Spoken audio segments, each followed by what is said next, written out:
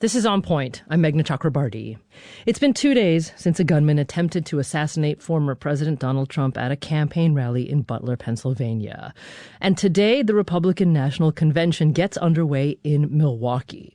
In this hour, we'll get the latest from Pennsylvania and also talk about the near unanimous bipartisan call for the country to step back from political violence and violent political rhetoric. Is that even possible, given how violent political speech has been so thoroughly normalized in the past decade? And by the way, given how details continue to change from hour to hour, a note to all our listeners everywhere, this live conversation is happening at 10 a.m. Eastern Time on Monday, July 15th. So, of course, things could change. Well, Frank Figliuzzi joins us now. He's in Houston, Texas. He's the former Assistant Director for Counterintelligence at the FBI. Frank, welcome back to the show. Thank you, Meghna. Okay, so let's just keep our focus on Pennsylvania and Butler here for just another few minutes. There's been already a lot of criticism of the Secret Service, of potential failures in oversight, of sweeps, et cetera. I mean, where would you be looking right now to find out if there were holes in security for that Trump rally on Saturday? Well, I don't often arrive at conclusions early, but Meghna, I can do that here. It's clear to me from 25 years in the FBI, working alongside Secret Service and seeing all the data that we've been able to take in, that this was indeed a failure on multiple levels. Look, the Secret Service uses the following phrase to describe their mission: zero fail. It failed. It failed, and they operate on a theory of multiple levels of security so that if one fails, the other one will come in and take over. That did not happen.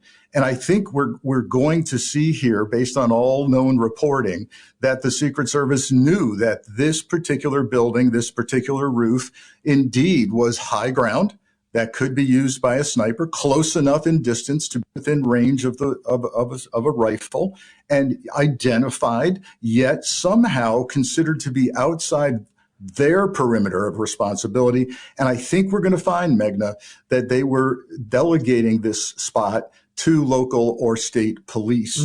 And clearly, somehow, that broke down. So, and here we are. Taking us back to Butler for a second, again, just really leaning hard on your law enforcement experience here, Frank.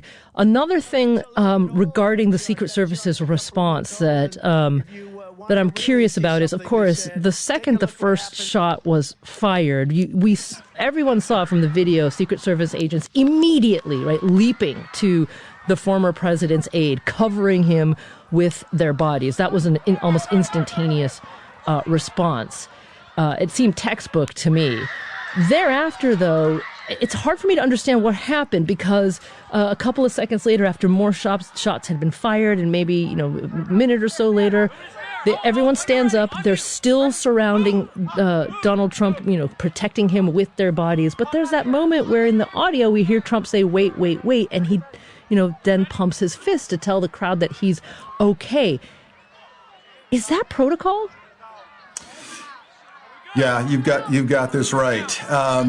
Look, the banner, the so-called red, white, and blue bunting on the floor beneath the podium, you can see it clearly, is not wood or fabric. It's actually heavy steel. So first order of business, Trump has been trained by the service to get down, hit the deck, and get behind that steel. That happened correctly. They piled on top of him. That happened correctly. There was a quick check for other injuries. And then you can hear a Secret Service or agent or more saying, "Shooter is down." That's the signal that they're okay to get up. But that's a problem, because we then have a protectee, while shielded from gunfire, Secret Service not knowing if there's another shooter out there, who is now popping up, head exposed, pounding his fist in the air, and asking for his shoes. We also saw a great deal of effort being made to retrieve the red MAGA hat on top of the president and try to bring that with them, all while there's very much a shooting concern ongoing. So I think it took way too long to get him into what they call the tank, the armored limousine. I don't understand that. In fact, agents are trained to pick up and carry and drag their protectee, if necessary, to safety. So I'm sure this. will all be a part of the investigation. President Biden has ordered an independent investigation of what happened that day, and all of this will be covered.